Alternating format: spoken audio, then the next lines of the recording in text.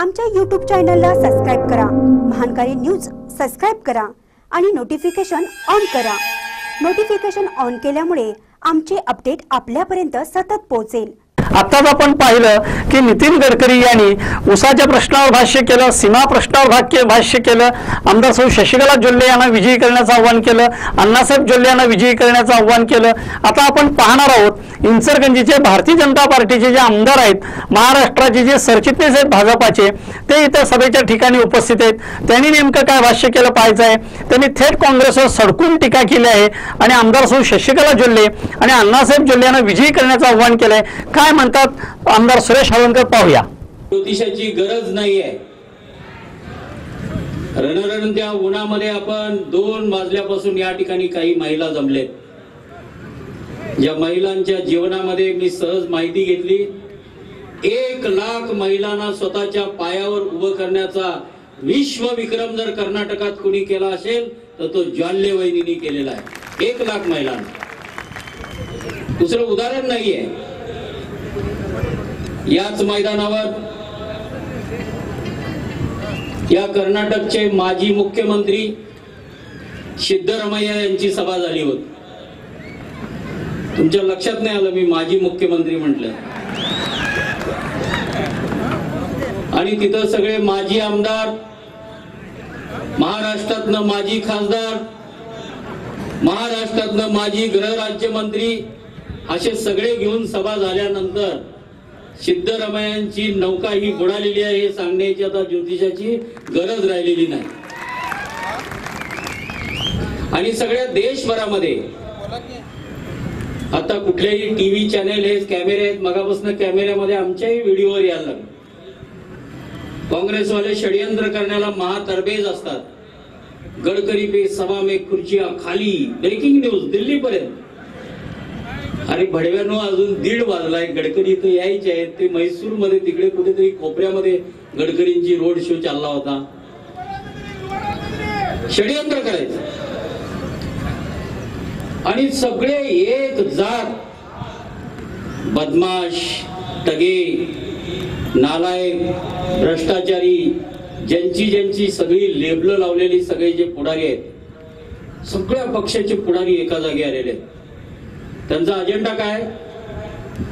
जोल्ले वहिनींचा पराभव झाला पाहिजे या एका भावनेनं एकत्रित आले। एकच प्रचार, आता जोल्ले वहिनी पराभूत झाल्या पाहिजे।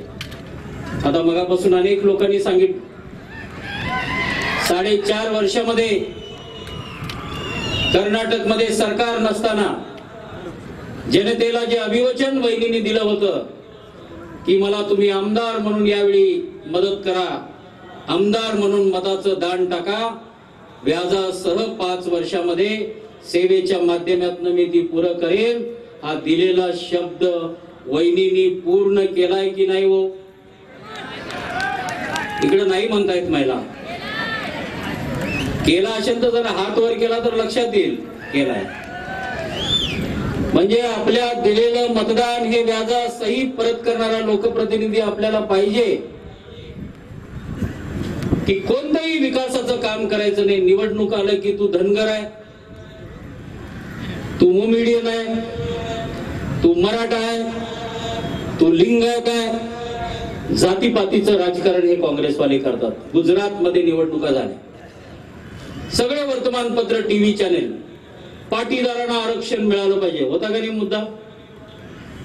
तिथंच एक कोणतरी हार्दिक पटेल काय त्याचं नाव आहे, ते काय त्याचं नाव पण माहिती नाही, तो गेला, आता तो विषय संपला। एक 24 वर्षाच्या पोरग्याला घेऊन काँग्रेस प्रचार करायला, पाटीदार लोकांना आंदोलन, आरक्षण मिळालं पाहिजे। गुजरातची निवडणूक झाली, तिकडला विषय संपला। राजस्थानची निवडणूक झाली की गुज्जरांचा विषय काढला। कर्नाटकची निवडणूक सुरू झाल्या लिंगायत समाजाचा विषय काढला। त्यांच्या हातात नाही ते घोषणा करून टाकाय, 5 वर्ष काय करायचं नाही। आमच्या महाराष्ट्रामध्ये पण असंच केले, 15 वर्ष राज्य केलं। छत्रपती शिवाजी महाराजांचे सगळे वंशज असणारे सगळे मराठे हे तिथं आमदार, नामदार, सगळे मुख्यमंत्री आतापर्यंत मराठे। आणि त्या मराठा समाजाची अवस्था अशी झाली की कबशा टेबल पुसायला मराठा समाज गेला, वाट लागली मराठा समाजाची। कर्नाटकमध्ये सुद्धा काही चांगली परिस्थिती मराठा समाजाची राहिलेली नाही. मराठा समाजाची अवस्था पण कर्नाटकमध्ये असंच आहे. मी वहिनींना विनंती करेन की आताचे माननीय मुख्यमंत्री पदाचे उमेदवार येडियुरप्पा तर मुख्यमंत्री होतील, तुम्हाला तर ही आमदार या ठिकाणची जनता नक्की निवडून देईल, पण तुम्ही पार्लमेंटमध्ये तिथल्या विधिमंडळामध्ये पहिला ठराव एवढाच करा की इथल्या मराठ्यांना राजकारणामध्ये आरक्षण नको आहे, नोकरीमध्ये आणि शिक्षणामध्ये महाराष्ट्राप्रमाणे आरक्षण या कर्नाटकच्या मराठा समाजाला मिळवून देण्याचं काम हे वहिनींनी करावं, ही मागणी मी वहिनींच्याकडे करणार. आणि मी महाराष्ट्राचा आता महामंत्री आहे. काल माझ्याकडे इथे निप्पाणी चिकोडी मतदारसंघामध्ये देशाच्या पंतप्रधानांच्या सभेची जबाबदारी होती, पण मी पब्लिक मध्ये होतो, मी मंचावर नव्हतो. ती जी सभा झाली त्याचा निर्माता दिग्दर्शक म्हणून पाठीमागे माझी भूमिका होती. या कर्नाटक मधली सगळ्यात विक्रमी सभा त्या साऊथ कर्नाटक मध्ये अण्णासाहेब जोल्लेंच्या मतदारसंघामध्ये चिकोडीमध्ये झाले. तिथला निकाल पण त्या दिवशी लागलेला आहे. कारण देशाचा पंतप्रधान या मतदारसंघामध्ये आहेत. परवा तर देशाच्या पंतप्रधानांनी आपल्या लोकप्रिय उमेदवार जॉल्ले वहिनी यांच्याशी दिल्लीहून व्हिडिओ कॉन्फरन्सनी कर्नाटक मधल्या सगळ्यांशी संपर्क करत असताना वहिनींशी संपर्क केला आणि वहिनींना त्यांना शुभेच्छा दिल्या. देशाचा पंतप्रधान ज्या जॉल्ले वहिनींची दखल घेत आहेत त्या वहिनींची उंची दिल्ली पर्यंत आता वाढलेली आहे. देशाचे केंद्रीय मंत्री इथे येत आहेत. आता हे केंद्रीय मंत्री गडकरी येत आहेत, त्यांच्याकडे तर काय एकदम टांगसाळीच आहेत, पैशाचं काही कमी नाहीच आहे. ज्या पंतप्रधान अटल बिहारींचं स्वप्न होतं, चुकून अटल बिहारी 5 वर्षानंतर गेले. जर अटल बिहारींचं सरकार आणखी 5 वर्ष राहिलं असतं तर अटलजींचं स्वप्न होतं 55,000 कोटी अटलजींनी त्यावेळेला तरतूद केलेली होती की या देशातल्या नद्या जोडायच्या. या देशामध्ये कर्नाटकमध्ये अनेक वेळा दुष्काळ असतो. मला माहिती आहे की मागच्या दुष्काळामध्ये महाराष्ट्रामध्ये पण दुष्काळ होता आणि कर्नाटकमध्ये पण दुष्काळ होता. महाराष्ट्राची परिस्थिती अत्यंत वाईट झालेली होती.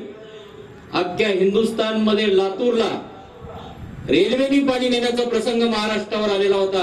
एवढी वाईट परिस्थिती त्यावेळी महाराष्ट्रामध्ये होती. कर्नाटकमध्ये जनावरांना पिण्याला पाणी नाही, माणसांना पिण्याला पाणी नाही. भयानक भीषण दुष्काळ होता. जॉल्ले वहिनी, अण्णासाहेब जोल्ले आणि इथली सगळी मंडळी माझ्या माध्यमातून माननीय मुख्यमंत्र्यांच्याकडे आली. मुख्यमंत्र्यांची मी वेळ घेतली. या सगळ्या लोकांनी जॉल्ले वहिनींनी हात जोडून माननीय मुख्यमंत्र्यांना विनंती केली, मुख्यमंत्री महोदय माझी तुम्हाला विनंती आहे की 1-2 टीएमसी पाणी, 4 टीएमसी पाणी तुम्हाला जे शक्य आहे तेवढं पाणी या दूधगंगा आणि चांदोलीच्या दोन्ही धरणातनं जर तुम्ही सोडलं तर माझ्या कर्नाटकच्या सीमा भागामधले तुमच्या जनतेची तहान आणि जनावरांची तहान भागवणं एवढं तरी मला पुण्य लागू द्या.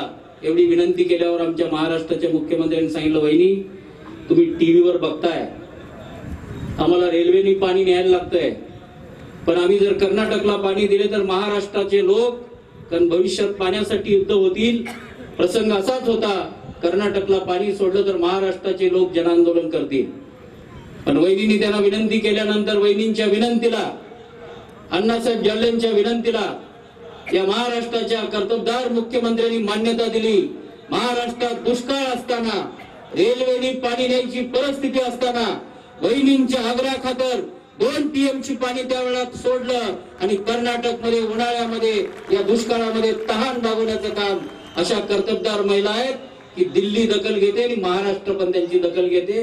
अशा पहिल्या उमेदवार लोकप्रिय नेत्या आपल्याला लागलेला आहे. आणि म्हणून जर अटलजी त्यांनी घोषणा केली होती ज्या भागामध्ये महापूर येतो त्या नद्यांचं पाणी वळवायचं, ज्या भागामध्ये दुष्काळ आहे, ज्या भागामध्ये नद्यांचं पाणी आटलं जातं त्या बारमाही वाहणाऱ्या नद्या त्या ठिकाणी करायच्या आणि या सगळ्या नद्या देशातल्या जोडायच्या. 55,000 कोटीची तरतूद केली. शेर सुरी नावाच्या राजानंतर 400 वर्षानंतर या देशामध्ये बेळगावचा जो आता महामार्ग तुम्हाला दिसतो पूर्वी तुम्हाला माहिती आहे की अटलजींचा फोटो तिथं लागलेला होता. बेनी काँग्रेसवाले अटलजींचं गेल्या गेल्या फोटो काढून टाकले. लोकांना माहिती आहे ना, आज आपण अर्ध्या तासात 1 तासात बेळगावला जातो, बेंगलोरला जातो, असा चतुर्कोश सुवर्ण मार्गाने हिंदुस्थान जोडला. आज नरेंद्र मोदींचं स्वप्न आहे बुलेट ट्रेनच्या माध्यमातून जसा अटलजींनी हा देश जोडला तसा बुलेट ट्रेनने अखंड देश जोडायचा आहे. त्याची सुरुवात त्यांनी मुंबईमध्ये केलेली आहे. आणि त्यावेळी अटलजींनी सांगितलं होतं की माझ्या हिंदुस्थानचा शेतकरी जर सुखी व्हायचा असेल तर या शेतीच्या बांधापर्यंत पाणी न्यायचं असेल तर दुसरा कुठलाही पर्याय नाही. या सगळ्या नद्या जोडल्या पाहिजेत आणि पडणाऱ्या पावसाचा थेंब आणि थेंब पाणी या ठिकाणी आपल्याला साठवलं पाहिजे. आणि या नद्यांच्या जोडणीच्या माध्यमातून एकतर नद्या जोडल्या जातील, दुसऱ्या बाजूला त्या नद्यांच्या मध्ये जलमार्ग निर्माण केला जाईल. हे अटलजींचं स्वप्न होतं आणि दुर्दैवाने अटलजींचं सरकार गेलं. 10 वर्ष या फाईलवर धुळा पडलेला होता. आज आपल्या भूमीमध्ये जे नेते येत आहेत त्या नेत्यांच्याकडे ही जबाबदारी आहे. देशातल्या नद्या जोडण्याचा कार्यक्रम त्यांनी हातामध्ये घेतलाय आणि असा एक कर्तबगार नेता, अटलजींचं स्वप्न करणारा नेता या कर्नाटकच्या भूमीमध्ये येतोय. आल्यानंतर अशा नेत्याला टाळ्यांनी शक्ती दिली पाहिजे, त्याचं उभं राहून अभिनंदन केलं पाहिजे. जर अटलजींचं स्वप्न गडकरींनी पुरा केलं तर हा देश कुठल्याही सरकारला कर्ज देण्याची ताकद हे शेतकऱ्यामध्ये राहील. शेतकऱ्याला कर्ज मागण्याची गरज नाही. शेतकऱ्याच्या शेतामध्ये पाणी आलं तर लाख मुलाचं सोनं पिकवण्याची ताकद शेतकऱ्यामध्ये आहे. मला आठवतं की विदर्भामध्ये कापूस पिकायचा, आज विदर्भातला शेतकरी आत्महत्या करतो. मी एकदा विधिमंडळामध्ये हा दस्तावेज वाचला. केळकर समितीच्या दस्तावेजामध्ये ब्रिटिश सरकारला त्या विदर्भाच्या शेतकऱ्यांनी कर्ज दिला होता. इतका शेतकरी कणकर होता, लक्षात ठेवा. पूर्वीचा शेतकरी आपल्या खळ्यावर धान्य मळल्यानंतर गावाच्या 12 बलुतेदारांची सगळी पोटं भरण्याचा उद्योग शेतकऱ्यांच्या हातामध्ये होता. हा शेतकरी खळ्यावर मग नाभिक असेल, लोहार असेल, चर्मकार असेल, यांना दरवर्षी बैत्याच्या माध्यमातून त्या गावातली अर्थव्यवस्था शेतकरी चालवायचा. कुठली रिझर्व्ह बँक नव्हती, कुठली बँक नव्हती, कुठली योजना नव्हती, कुठल्या बँकेमध्ये विकास सेवा संस्था नव्हती. असा हा शेतकरी गेल्या 70 वर्षानंतर या शेतकऱ्याची जी अवस्था झाली ती शेतमालाला भाव नाही, शेतकऱ्याचं नुकसान होतं. आता देशाचे पंतप्रधान नरेंद्र मोदी झाले. FRP ची रक्कम जो देणार नाही त्याच्यासाठी सेंट्रल मध्ये नरेंद्र मोदींनी आता कायदा केला. जर ऊस उत्पादक शेतकऱ्यांच्या ऊसाचे पैसे 15 दिवसामध्ये दिले नाहीत तर साखर कारखान्याचा चेअरमन आणि संचालकांना जेलमध्ये घालण्याचा कायदा देशाच्या पंतप्रधानांनी करून ठेवला आहे. कालच FRP साठी कमी पडणारे पैसे केंद्र सरकारने घेतला निर्णय, पण अट हे नरेंद्र मोदींची पक्की असती. लबाड साखर सम्राट त्यांनी 1 पैसा खाता कामा नये. हे शेतकऱ्यांच्या नावेच हे पैसे केंद्र सरकारच्या माध्यमातून. मागे एकदा देशातल्या सगळ्या शेतकऱ्यांचं व्याज माफ केलं. लोक म्हटले की हातामध्ये राजा उदार झाला आणि भोपळा हातामध्ये दिला. मोदी वेडे नाहीये. या माध्यमातून तुमच्या सगळ्या खातेदारांची माहिती हे केंद्र सरकारकडे आहे. थोडे दिवस थांबा. पार्लमेंटचं बजेट झालं.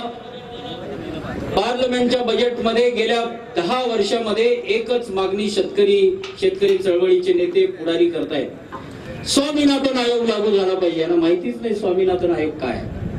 स्वामीनाथन आयोगाची शिफारस काय? शेतकऱ्याच्या शेताच्या बांधाला पाणी दिलं पाहिजे. शेतकऱ्याची शेती ही ठिबक सिंचनच्या माध्यमातून केली पाहिजे, म्हणजे ड्रीपच्या माध्यमातून केली पाहिजे. त्यासाठी प्रधानमंत्री सिंचन आराखडा तयार झाला. सरकारची योजना आहे, पण तुमच्या गावामध्ये कर्नाटकमध्ये दळभद्र्यांचं सरकार असल्यामुळे ते योजना तुमच्याकडे पोहोचत नाहीये.